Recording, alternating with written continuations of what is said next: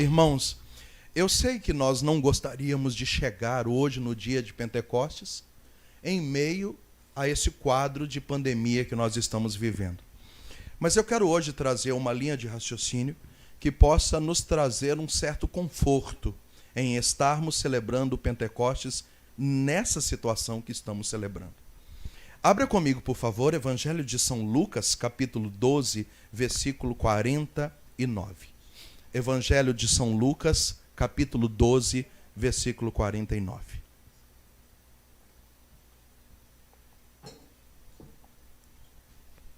Acharam? Evangelho de São Lucas, capítulo 12, versículo 49. Estou lendo, tá? Jesus disse assim: Eu vim lançar fogo sobre a terra. E o que tenho eu a desejar que ele já tivesse aceso? Mas devo ser batizado num batismo, e quanto anseio até que ele se cumpra. Palavra da salvação. Glória a vós, Senhor. Eu li Lucas 12, 49 e 50. Veja sua Bíblia. Graças a Deus. Irmãos, eu começo o meu raciocínio concluindo o livro dos Juízes e começando o livro dos Reis. Se você pegar a sua Bíblia, você vai ver que após o livro dos Juízes começa o livro dos Reis. O primeiro rei do período de monarquia da Bíblia foi Saul. Até então Saul era um grande rei, muito estimado por Deus. Só que em um determinado momento Saul se enche de soberba e então ele comete idolatria. A Bíblia diz que ele, sendo rei de Israel, ele chega até consultar videntes e necromantes. E muito mais do que idolatria, que já era algo gravíssimo no Antigo Testamento e hoje, mas ele também começa a desobedecer a Deus, humilhar as pessoas e fazer um reinado carnal. Distante dali, o profeta Samuel vai oferecer na casa de Deus os sacrifícios. E o Senhor diz a Samuel que ele deseja reconstruir esse reinado e colocar no lugar de Saul alguém que tenha um coração igual a ele. Mas não é simplesmente colocar um rei no lugar do outro, está entendendo? Não é simplesmente tirar um prefeito e pôr outro. Não é simplesmente tirar um governador e colocar outro, um presidente e colocar outro. O sentimento de Deus, que já sabia que Jesus desceria sobre a terra, já com data marcada no coração de Deus, é que esse novo rei, que ia ocupar o lugar de Saul, precisava dar início a uma linhagem de reinado até chegar no Rei dos Reis, que é Jesus. Então, o Senhor diz a Samuel para encher o seu chifre, o seu corno de azeite, de óleo, e ir até a casa de Jessé, que ele ia escolher um novo rei. Muitos de vocês já conhecem a história. Jessé chama todos os filhos passam na frente de Samuel, e o Senhor diz para Samuel: não é esse, manda vir o próximo. Não é esse, manda vir o próximo. De repente chega Davi com 17 anos de idade. E a Bíblia diz que Deus amou Davi. E quando Samuel olhou nos olhos de Davi, ele entendeu que aquele era o rei segundo o coração de Deus. Então Samuel precisa ungir Davi com esse azeite sacerdotal que está no seu chifre, no seu corno.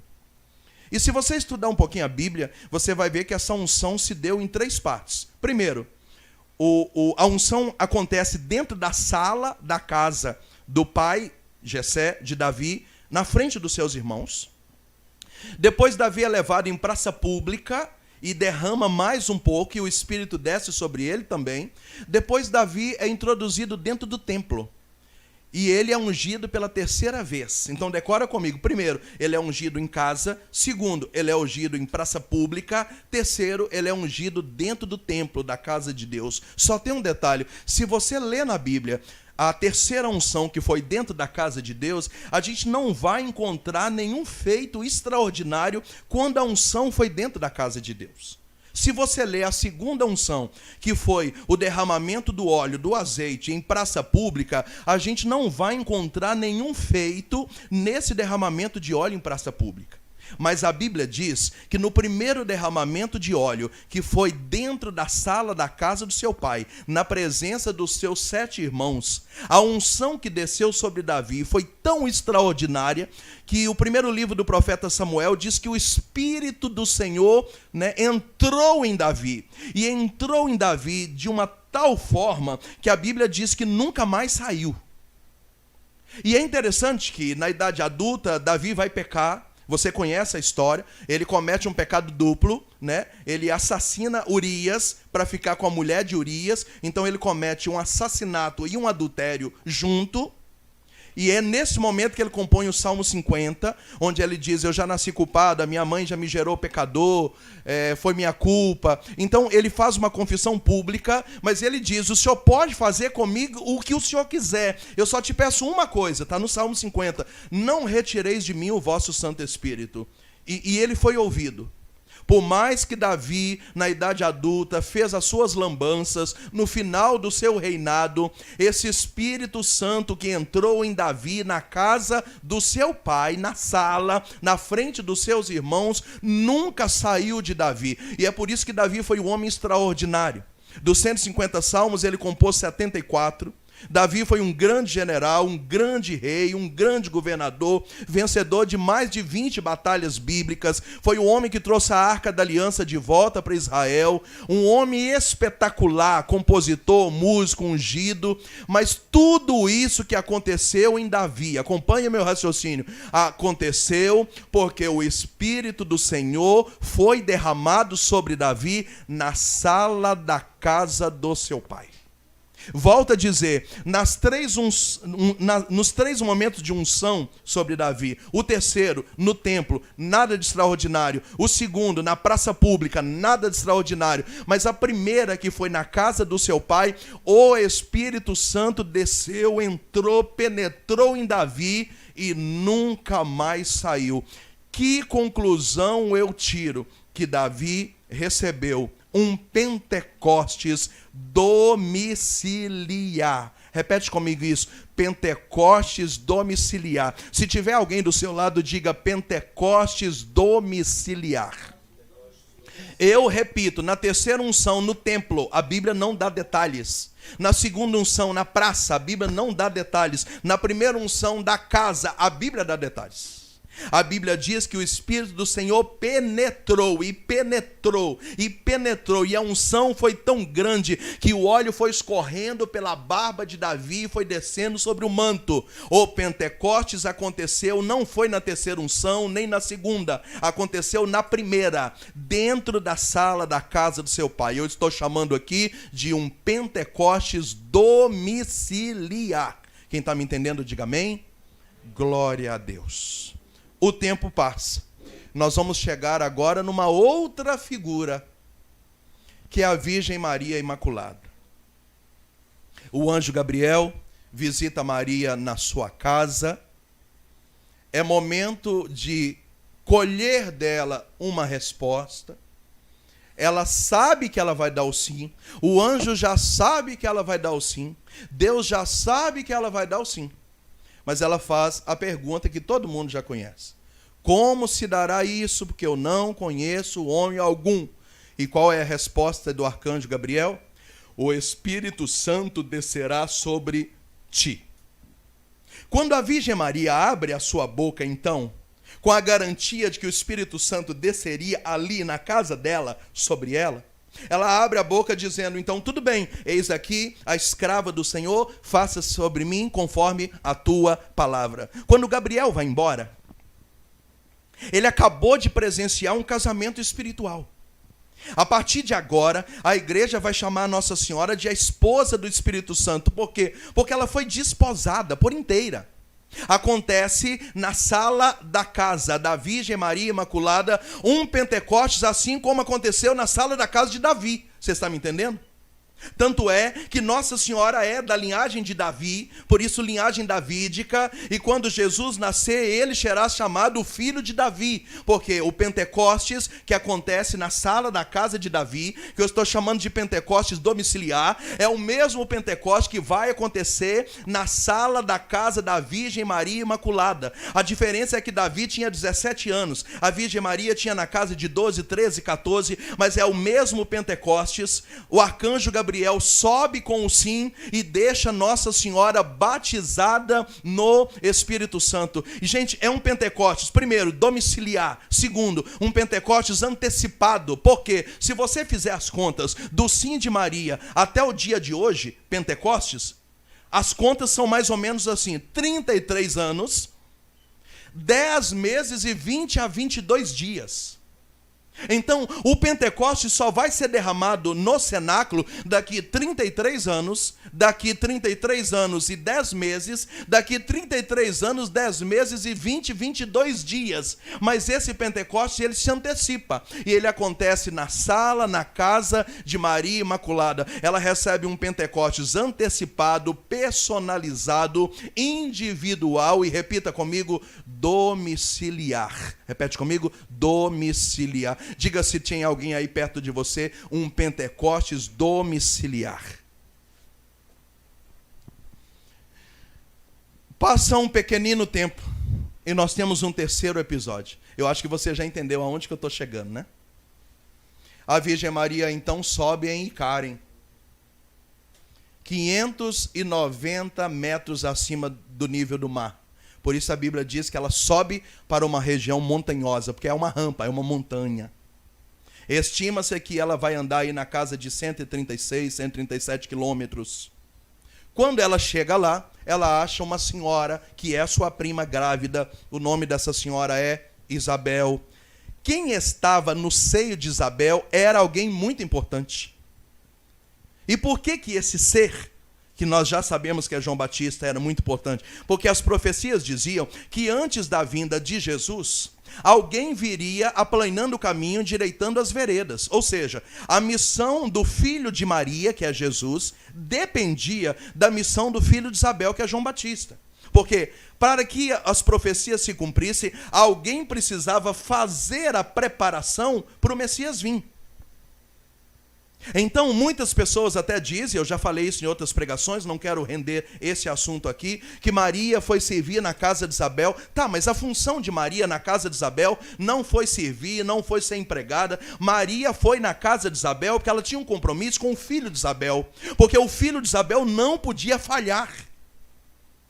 Só que ele tinha tudo para falhar. Ele é filho de uma mãe que é estéril, que já era idosa, de um pai que fica mudo 9 meses, num contexto histórico complicado. Ele poderia nascer um menino cheio de fracasso, cheio de trauma, cheio de rejeição, um menino problemático. Então Maria sobe na casa de Isabel, e quando ela saúda, o Eduardo nos trouxe isso, o Espírito Santo entra no ventre de Isabel, e essa criança começa a saltitar. E é interessante que ela começa a saltitar, e a teologia da igreja diz que é da mesma forma que Davi saltitou diante da arca. Olha aí como é que é uma linha de raciocínio. De Davi, a gente chega em Maria, que agora chega em João Batista, e ele é batizado no Espírito Santo. É interessante que hoje a igreja batiza bebês recém-nascidos, mas até os primeiros 280, 300 anos, a igreja batizava os adultos. Nós vamos encontrar Pedro dizendo isso, né? O que a gente precisa fazer para nos salvar? E Pedro dizia, se arrependam, e vocês serão batizados no Espírito Santo. E então a igreja começa, na igreja primitiva, batizando adultos. E só lá pelo ano 280, 300, que ela começa batizando recém-nascido. Mas a igreja nunca batizou pessoas que não nasceram ainda. E é por isso que nós, como filhos de João Batista, temos esse gozo espiritual de dizer que o único ser humano que recebeu o batismo no Espírito Santo antes de vir ao mundo foi João Batista. Ainda falta 3 meses para ele nascer. Isabel estava no 6º mês e João Batista é batizado no Espírito Santo, e ele salta de alegria, e ele é esse menino. Agora só tem um pequeno detalhe. O detalhe é que esse batismo no Espírito Santo acontece dentro da sala da casa de Isabel. Repete comigo, um Pentecostes domiciliar. Se tem alguém do seu lado enquanto eu tomo água, diga para essa pessoa: mais um Pentecostes domiciliar. Chegamos agora no quarto episódio. O primeiro é a sala da casa de Davi. O segundo é a sala da casa de Maria. O terceiro é a sala da casa de Isabel. E agora nós chegamos na sala do cenáculo. Eu dizia para os meus irmãos de comunidade que eu tive em 2017, em ocasião dos 50 anos do jubileu da Renovação Carismática, a oportunidade de celebrar em Roma e dar uma esticada de poucos dias, né? Não era a prioridade, mas fazia parte do pacote, a gente conhecer a Terra Santa, que era o meu sonho, e eu tive a oportunidade de ir na sala do cenáculo. Se você procurar no dicionário, né, o próprio nome cenáculo já nos diz que é uma sala no segundo andar. O interessante é que quem tinha casa com um sótão, um segundo andar, uma sala para receber visitas, eram as pessoas de posse. É por isso que por muito tempo a igreja imaginou que talvez o cenáculo fosse a sala da casa, o segundo andar da casa, talvez de Nicodemos ou José de Arimateia, porque tinha que ser alguém de posse para poder ter uma casa com um cenáculo, com uma sala no segundo andar. Depois houve uma outra teoria, porque quando começa a perseguição da igreja, os discípulos voltam no cenáculo e quem abre a porta é Maria e Zebedeu, que são os dois, o pai e a mãe de João Evangelista, o discípulo amado, que também é irmão de Tiago. Então, há uma crença também, né? Claro que nenhuma das duas são verdades de fé, ninguém sabe que é o dono do cenáculo. Inclusive, o cenáculo hoje, desde 1948, pertence ao Estado de Israel, como se fosse uma biblioteca pública, alguma coisa que é o governo que manda. Então, não pertence a nenhuma religião.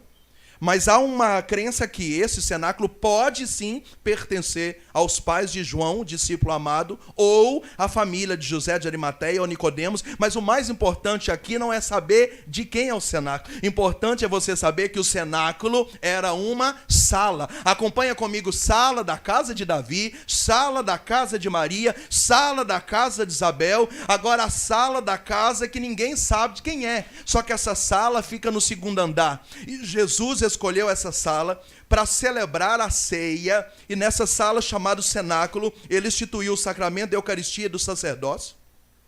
Depois Jesus volta 2 vezes ressuscitado nessa sala. Uma vez Tomé não está lá, na segunda Tomé está, e Jesus institui o sacramento da confissão. Você que não foi ainda à Santa Missa ou não participou pelos meios de comunicação, você vai ver na leitura de hoje Jesus voltando ressuscitado no cenáculo e dizendo: aqueles a quem vocês perdoarem os pecados serão perdoados, a quem vocês reterem serão retidos. Então Jesus celebra a ceia e dá 2 sacramentos no cenáculo, volta 2 vezes ressuscitado e dá mais um sacramento no cenáculo. E hoje, dia de Pentecostes, os discípulos estavam nessa bendita sala, 9 dias em oração. Como dizia o Eduardo, nós não sabemos como cabia 120 pessoas naquele lugar. A sala é minúscula, mas há 9 dias eles estavam ali clamando, clamando, clamando, clamando naquela sala. E a Bíblia diz que com portas e janelas fechadas, aquela sala foi inflamada do Espírito Santo, e as línguas de fogo caíram sobre a cabeça de cada um deles e começaram a orar em línguas, e cada um entendia na sua língua materna. Mas o detalhe é: o Pentecostes aconteceu, não foi dentro do templo. O Pentecostes aconteceu na sala de uma casa. Diga comigo: um Pentecostes domiciliar. Diga para quem está do seu lado: mais um Pentecostes domiciliar. Eu acho que você já está entendendo o rumo que eu estou levando o raciocínio. Então a gente presencia o Pentecostes em Davi, presencia o Pentecostes na Virgem Imaculada, presencia o Pentecostes nem em João Batista, agora o Pentecostes no cenáculo. Aí você vai dizer: não, Moisés, mas os Pentecostes aconteciam nas casas porque não tinha templo ainda. Como que não tinha templo ainda? Davi, sim, não conseguiu ter o seu templo, mas já tinha a tenda da reunião. Mas depois dele vem o seu filho Salomão, e Salomão constrói o templo. Então Maria judia, como mulher ainda não, mas os homens tinham acesso à sinagoga. O Pentecostes poderia ter sido na sinagoga? Poderia. Não precisava ter sido na sala do cenáculo? Poderia ter sido no templo? Poderia ter sido na basílica? Poderia. O templo existe desde que o mundo é mundo. Ezequiel profetizou a destruição do templo, Jeremias profetizou, Isaías profetizou, na Babilônia já se falava da reconstrução do templo. Então Deus quis que o Pentecostes na casa de Davi fosse domiciliar. Deus quis que o Pentecostes na casa de Maria fosse domiciliar. Deus quis que o Pentecostes na casa de Isabel fosse domiciliar. Deus quis que a festa solene de Pentecostes também fosse na sala de uma casa. O cenáculo é um Pentecostes familiar. Vamos para o quinto Pentecostes. Eu estou em Atos dos Apóstolos capítulo 4. Nós não sabemos quem que é o dono dessa casa, mas a Bíblia diz que os discípulos foram perseguidos. E depois de perseguidos foram presos. E presos foram obrigados a jurar que não fariam mais milagres e prodígios por causa do nome de Jesus. Eu fico imaginando a brincadeira, tá? Eles cruzando o dedinho dizendo: nós prometemos, nós não faremos mais milagre. E aí então eu vou soltar vocês, tudo bem? Tudo bem. Deram as costas e se reuniram nessa casa, que eu não sei quem é o dono. E a Bíblia diz que a casa lotou de gente. E todo mundo olhou para Pedro e falou: e aí, nós prometemos? Ele falou: prometemos o quê? Nós queremos o Espírito Santo em porção dobrada para ter mais milagre, mais prodígio e mais sinal. E vamos botar para quebrar. E a Bíblia diz que começaram a orar. É Atos 4, capítulo 3. E imediatamente todos ficaram cheios do Espírito Santo. E já é o primeiro episódio depois de Pentecostes que aparece a oração em línguas. Porque começaram, e o fogo descendo e a casa sacudindo. Nesse momento acontece de novo um Pentecostes familiar, domiciliar. Esse Pentecostes é um Pentecostes no meio da pressão. Então, eles não estão com medo, eles estão na ousadia, mas estão machucados. Porque passaram a noite inteira preso, todo mundo está procurando os apóstolos para matar, e eles dizem: não, nós queremos mais unção, mais fogo, mais poder, mais autoridade. E eles oravam. O que mais me impressiona é isso. A Bíblia diz: e todos ficaram cheios do Espírito Santo. Mais um Pentecostes, diga comigo, domiciliar. Fala para quem está do seu lado, um Pentecostes domiciliar. Sexto episódio. Eu estou em Atos dos Apóstolos, capítulo 9. Agora eu sei quem é o dono da casa. Ananias. Todo mundo conhece a história. Saulo está indo a caminho de Damasco. Ele está irado para matar os nossos irmãos lá em Damasco.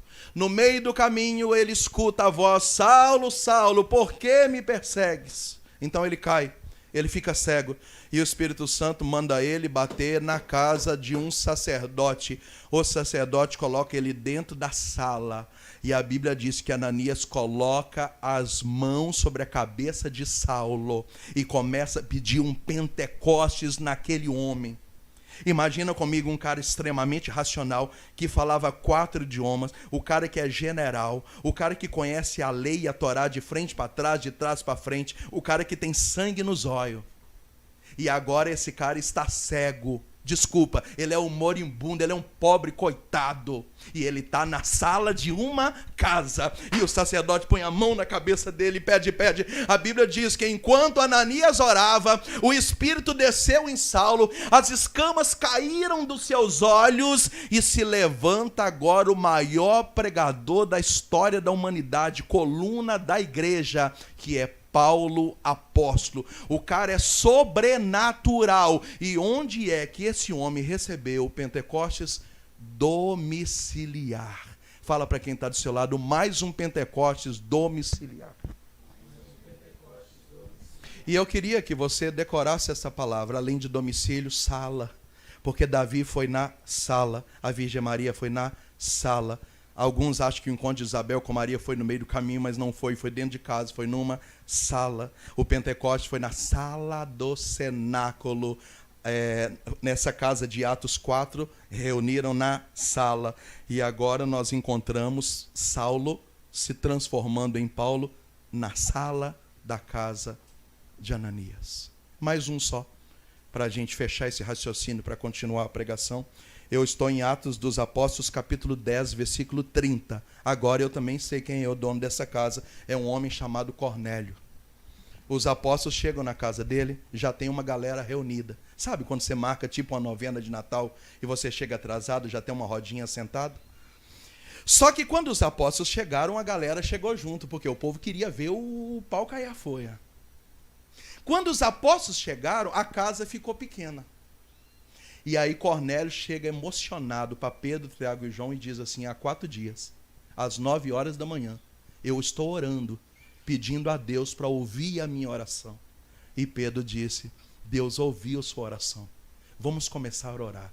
E aquela casa inflamou. Tanto é que quando a gente vai falar sobre dons e carismas, é muito comum citar a casa de Cornélio, onde houve manifestação de carismas. Porque se você ler o texto inteiro de Atos capítulo 10, eu estou resumindo lá no 30, mas se você ler do 10, do 1 ao 30, lá teve oração em língua, teve profecia, teve visualização, houve uma manifestação de dons carismáticos na sala da casa de Cornélio. Cornélio foi batizado no Espírito Santo, a sua esposa foi batizada no Espírito Santo, seus 4 filhos foram batizados no Espírito Santo, aquele povo dos vizinhos que estava esperando começar a oração foram batizados no Espírito Santo, aqueles que foram atrás dos apóstolos foram batizados no Espírito Santo, e aconteceu na casa de Cornélio. Diga comigo, um Pentecostes domiciliar.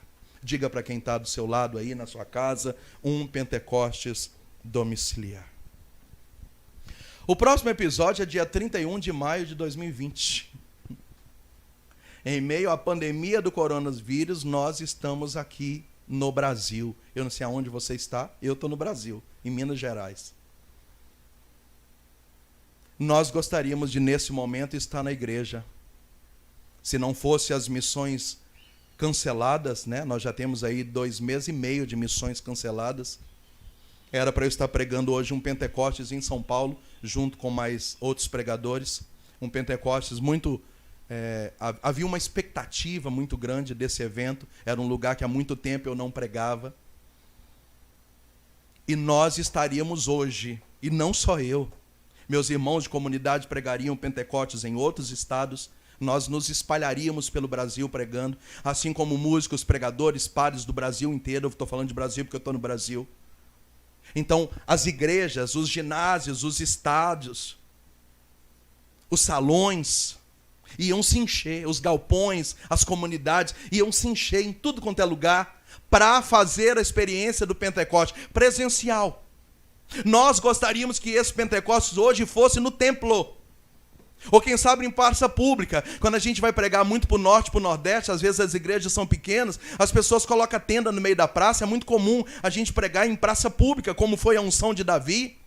E o povo passando, e carro passando, e o bar aberto, e o bêbado lá, e a gente mandando ver lá na praça pública, e todo mundo escutando. Nós gostaríamos que esse Pentecoste fosse numa praça, nós gostaríamos que esse Pentecoste fosse numa igreja, nós gostaríamos que ele fosse no galpão de uma comunidade.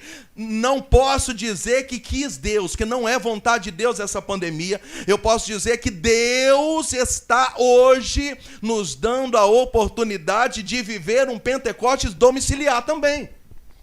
Então o Pentecoste que aconteceu em Davi, o Pentecoste que aconteceu na sala da casa de Maria, o Pentecoste que aconteceu na sala da casa de Isabel, o Pentecoste que aconteceu na sala do cenáculo, o Pentecoste que aconteceu na sala de Atos 4, o Pentecoste que aconteceu na sala de Ananias com Saulo, o Pentecoste que aconteceu em Atos 10 na casa de Cornélio, é o Pentecostes que está acontecendo. Deus quis. Talvez nós nunca soubemos de uma pandemia, talvez nós nascemos posterior a todas as pestes que já houve, e se Deus quiser, nunca ouviremos falar de outra, talvez. Mas Deus quis que dia 31 de maio de 2020 nós fizéssemos a experiência. Não é um Pentecostes virtual, é um Pentecoste domiciliar. Não confunda as coisas. Nós não estamos clamando o batismo no Espírito Santo por meio de comunicação, ou é algo online. Não é mais que isso. Eu estou falando que o Espírito Santo está descendo do céu diretamente na sala da sua casa para batizar você, sua esposa, seu marido, seus filhos, seus pais, os parentes que moram no fundo, que moram embaixo, que moram em cima. Hoje a sua casa é a sala do cenáculo, e é a vontade de Deus que você não passe em branco esse Pentecostes, porque vai haver e está havendo, aleluia, um Pentecostes domiciliar na sala da sua casa. Quem toma posse disso, diga amém, amém, amém, amém. Diga para quem está do seu lado, aqui também é Pentecostes domiciliar. aqui também é Pentecoste domiciliar. Tá bom. Aí você me pergunta, por que um Pentecostes domiciliar? Anotei algumas coisas aqui que nos ajudam. Primeiro, porque a sala da sua casa é um lugar de redenção. Decora isso. É um lugar de redenção. Eu vou te explicar. Qual é a primeira família da Bíblia? Adão e Eva. Qual que era o quintal da casa deles? O Éden. Deus disse, eu coloco todas as plantas e os animais subjugados a vocês. Vocês podem dominar a terra inteira. Cresçam, se multiplica, domina. Só que Adão e Eva pecou. E quando Adão e Eva pecou, acontece o primeiro assassinato na primeira família da Bíblia. Caim mata Abel. Santo Agostinho diz que assim como a primeira família, o primeiro domicílio bíblico foi rasgado pelo pecado original, a redenção também precisava vir por uma família. Então Jesus é Deus. Como dizem os protestantes, ele poderia simplesmente pegar o útero de Maria, vir na terra e descartá-la, mas não, ele quis ter mãe, quis ficar 30 anos vivendo com a sua mãe, e São Bernardo de Claraval diz que Jesus honrou muito mais a Deus nos 30 anos que ele viveu com a mãe dele do que nos 3 fazendo a vontade do Pai. Então Jesus quis ter mãe, quis morar com a mãe, quis ser educado na mãe, e Deus é tão maravilhoso que nesse conceito de família, domicílio como redenção, Deus quis dar José como um pai adotivo de Jesus, que nunca tocou em Nossa Senhora, por isso que ela é virgem antes, durante e depois do parto, mas ali nesse processo de José abraçar o projeto, a redenção começa num domicílio. Santo Agostinho diz que da mesma forma que o pecado rasgou a primeira família da Bíblia, Maria é a nova Eva, e acontece a salvação numa segunda família bíblica, e agora Jesus vai para o Pai e promete o Espírito Santo, a terceira pessoa da Santíssima Trindade. E olha que maravilhoso, semana que vem é a festa da Santíssima Trindade. A primeira família da Bíblia, quem criou foi Deus. A segunda família da redenção, Jesus compôs essa família. O Espírito Santo, que também é Deus, precisava ser família também, e ele decide ser derramado na sala do cenáculo para dizer que a redenção veio através de uma família. Do mesmo jeito que o pecado destruiu a primeira família, a salvação veio por uma segunda família, e o Espírito Santo também acontece dentro do seio de uma família. Então eu quero dizer que você é um privilegiado. Eu sei que você gostaria de estar no retiro, eu também, quem sabe, porque eu estou amando estar aqui com vocês, mas falta esse calor do público. É muito interessante a gente pregar assim. Claro, vocês estão dando feedback aí, mas é diferente de você ver todo mundo ali, né? Mas quis Deus que a gente entendesse que esse ano o Pentecostes será domiciliar, para que ele aconteça na sala da sua casa. Primeiro, porque a redenção precisa também acontecer por uma casa. Eu já posso dizer então que a sua casa é uma casa privilegiada. Em nome de Jesus, fica firme. Em nome de Jesus, fica feliz hoje. Fica feliz hoje. Fica feliz. Fica feliz porque a sua casa é a sala do cenáculo hoje. E isso é profético. E eu caminhei com você de Davi até 31 de maio, para você entender que a sua casa é a sala do cenáculo. Então, o primeiro motivo do porquê o cenáculo acontece numa casa e não num templo, porque o lugar da redenção é a sua casa. Quem disse isso é Santo Agostinho. Até porque, faz uma matemática comigo, nós somos pessoas inteligentes. Às vezes, numa cidade de 20 mil habitantes, só tem uma paróquia no centro da cidade. Tem uma praça também, né? Do lado de lá da praça tem a prefeitura, né? Então, como é que vai acontecer um Pentecostes numa paróquia com 20 mil habitantes? Gente que mora na roça, gente que não tem carro, gente que nem vai na igreja, gente que é ateu, gente que é pagão. Olha a estratégia de Deus. É viável que o Pentecostes seja domiciliar. Porque se tem 20 mil habitantes, tem mais domicílios do que paróquia. Porque essa paróquia é um só. Os domicílios são 15 mil, para ter 20 mil pessoas morando, 12, contando 3, 4 pessoas por domicílio. E é por isso que o Papa João Paulo II, que também foi um Papa do Espírito Santo e que desejou muito que o Espírito Santo entrasse na humanidade, ele que falava muito, inclusive da renovação carismática, o Papa João Paulo II chamou a família de igreja doméstica. É vontade de Deus que os cenáculos de Pentecostes aconteçam nos domicílios. Por quê? Porque é mais fácil batizar as pessoas em casa do que haver uma efusão numa paróquia, porque tem paróquias que têm 20 mil habitantes. E não só em cidades pequenas. Nós moramos em Sete Lagoas tem na casa de 250 mil habitantes. Mas quantas paróquias tem na cidade? Tem paróquias que tem 15, 20, 25 mil habitantes na região geográfica da paróquia. Então é mais fácil que o Pentecoste aconteça dentro do templo ou dentro da sua casa? É claro que é mais fácil que aconteça na sua casa. Eu não estou falando de sacramento. O sacramento é no templo. O batizado da criança é no templo. Eu estou falando de efusão no Espírito. Eu estou falando de Pentecostes, de avivamento. Eu estou falando da festa de hoje, que é totalmente diferente de batismo como sacramento na criança. Não é isso. O sacramento é no templo. Mas quis Deus que hoje o sacramento, o Pentecostes, o avivamento fosse domiciliar.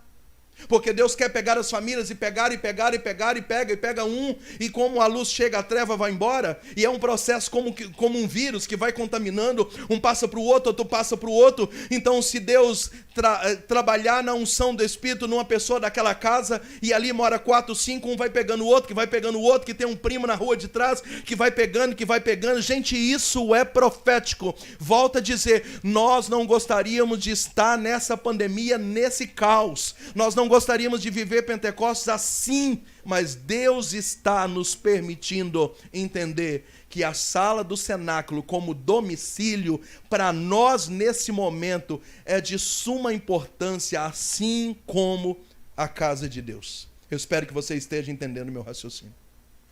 Segunda coisa que eu acho interessante é que a sua casa é o lugar da perseverança. Guarda isso comigo. Primeiro, redenção. Segundo, perseverança. Acompanhe o raciocínio comigo aqui.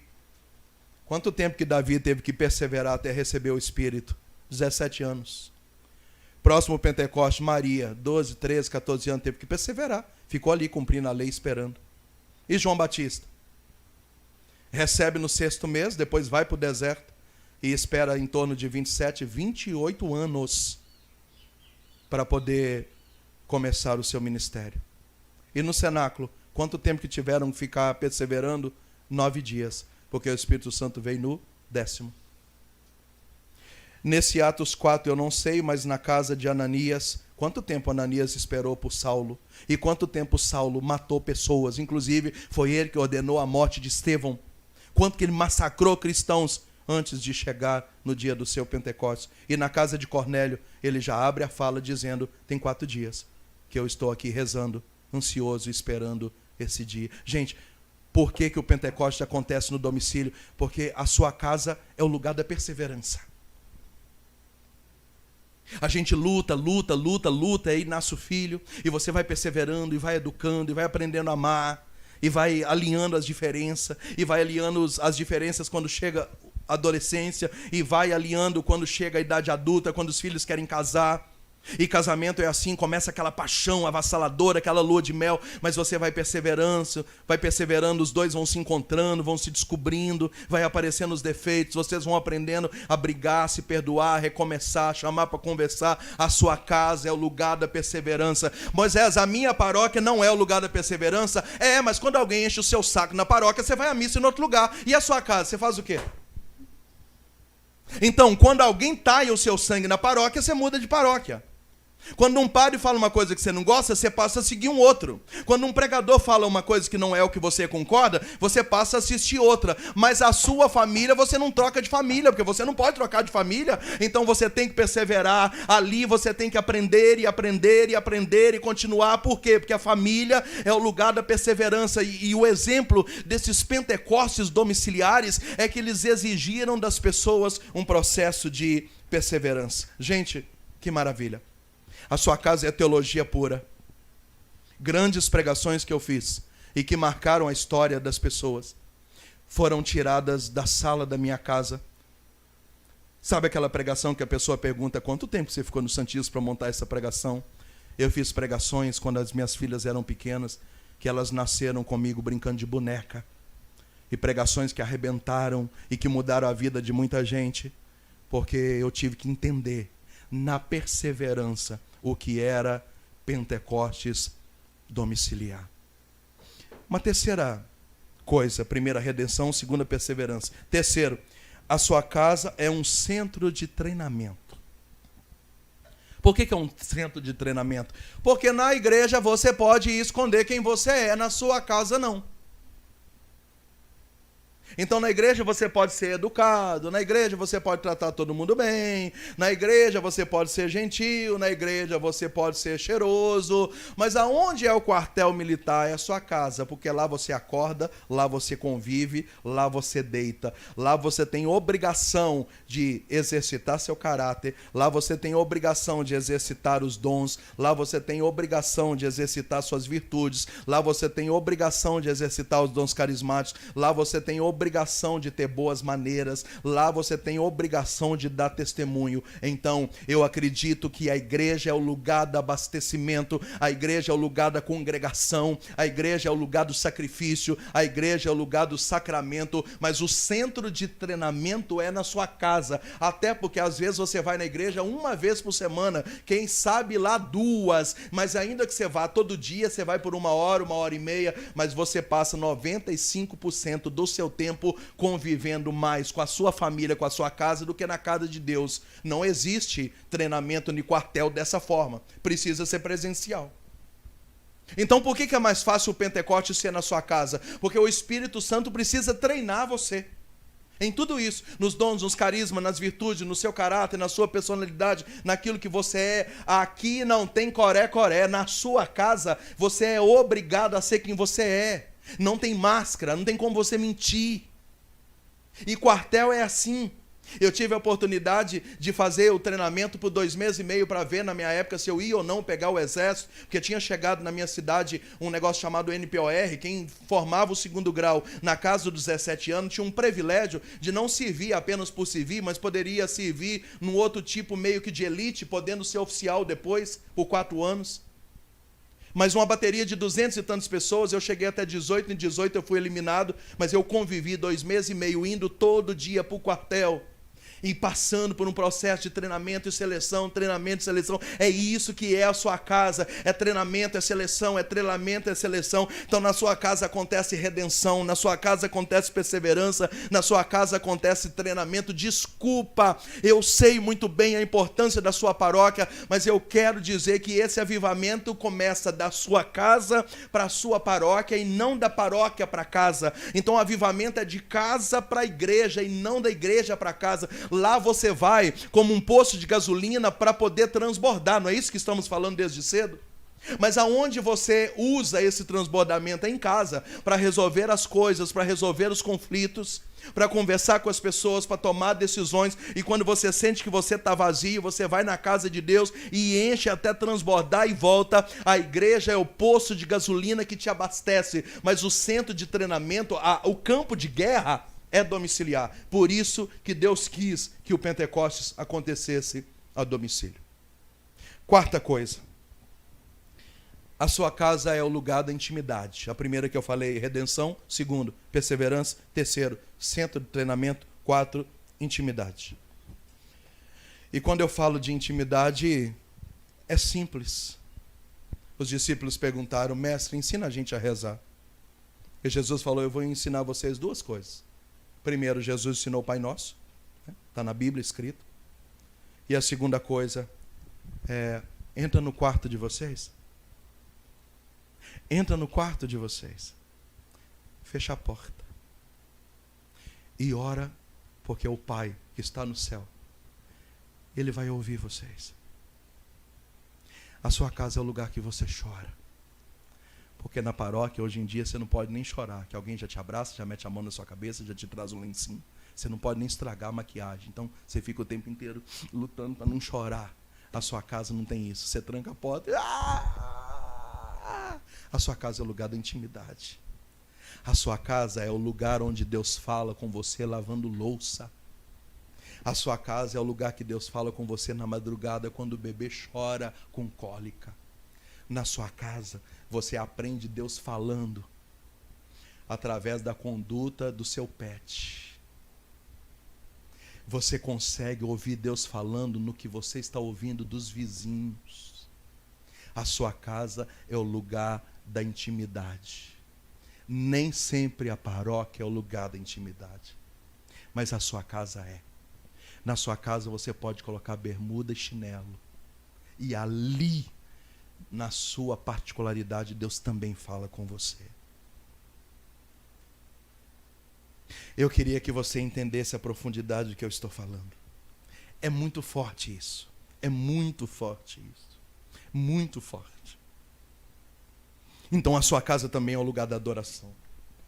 Essa intimidade da oração pessoal. Esse desejo de orar, esse desejo de cantar, porque na sua casa você não precisa saber tom, nem ser ministro de música. Na sua casa você pode cantar e louvar e adorar. É o lugar da intimidade. E quinta e última coisa que eu queria falar. Por que o Pentecostes é domiciliar? Porque a sua casa é o lugar dos mandamentos. E Jesus quis resumir os 10 mandamentos em um. Amar a Deus sobre todas as coisas e o próximo. Quem é a pessoa mais próxima? É aquela que mora com você. Então é muito legal porque na igreja você fala, a paz de Jesus, o amor de Maria, seja bem-vindo, mas aquela pessoa cheirosa, maravilhosa, não é sua próxima, porque você vê ela de vez em quando. Mas o próximo está dentro da sua casa. E é difícil demais você amar o próximo que está dentro da sua casa. Não que as pessoas sejam difíceis, é porque amar é difícil. E por que o Pentecostes tem que acontecer dentro da sua casa? Para você cumprir mandamento. Então quando fala, não cobiçar a mulher do próximo, não é quando você sai na rua, não. É dentro de casa. Quando fala guardar domingos e festas, não é na rua, não. É dentro de casa. A sua casa é o lugar dos mandamentos. É o lugar da disciplina. É na sua casa que você aprende a obedecer. É na sua casa que você aprende a calar a boca. É na sua casa que você aprende a valorizar os outros. É na sua casa que você aprende a amar os defeitos dos outros. É o lugar do perdão, é o lugar do mandamento, é o lugar da disciplina. Ah, gente, então nós temos aqui todos os requisitos que a gente precisa. O Pentecostes é domiciliar porque tem redenção na sua casa. O Pentecostes é domiciliar porque tem perseverança na sua casa. Ele é domiciliar porque a sua casa é um centro de treinamentos. Ele é domiciliar porque é o lugar da intimidade na sua casa. Ele é domiciliar porque é o lugar de você cumprir os mandamentos. E é por isso que o Papa João Paulo II chamou a sua casa de igreja doméstica. É claro que nós gostaríamos hoje de estar num outro lugar. Mas Deus quis. Eu não sei se Deus quis, Deus permitiu que hoje nós vivêssemos um Pentecostes. Virtual? Não. Domiciliar. Esquece a internet, esquece tudo isso. Eu estou falando que a sua casa é a sala do cenáculo lá. E é por isso que João Batista veio. Ele que participou desse ciclo do Pentecostes domiciliar e diz assim, aqui, eu batizo vocês com água, tá bom? Mas depois de mim virá alguém maior que eu não sou digno de desatar nem as suas sandálias. E sabe o que vai acontecer? Ele vos batizará com o Espírito Santo e com fogo. João Batista sai de cena e Jesus chega e ele diz, eu vim colocar fogo sobre a terra. E como eu desejaria que esse fogo já tivesse aceso. E eu queria dizer hoje, para concluir, que esse fogo que Jesus veio atear foi sobre a sua casa.